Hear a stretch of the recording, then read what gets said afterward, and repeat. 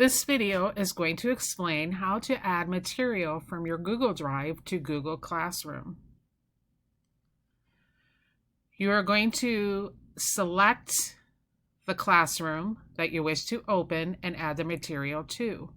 In this case, I'm going to add it to AP Spanish, and I'm going to add the material of a vocabulary sheet. Once you open Google Classroom, you need to click on Classwork at the very top. Notice the arrow indicates where you're going to select.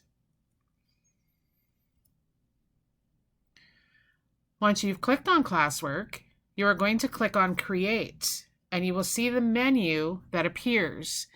You want to then click on Material.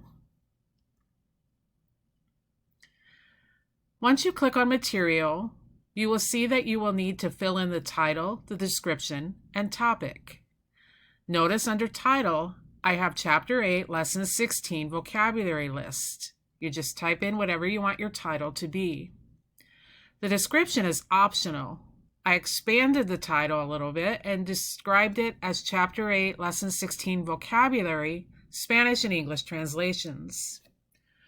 And finally, over to the left, you are going to add a topic.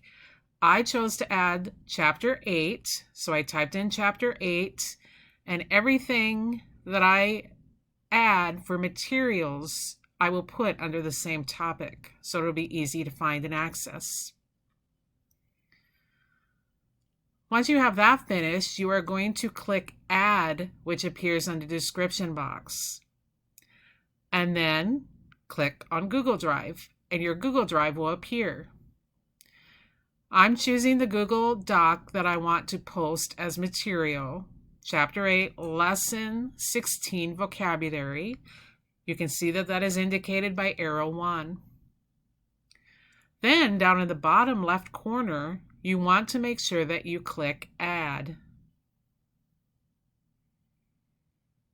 This will add the material at the very bottom,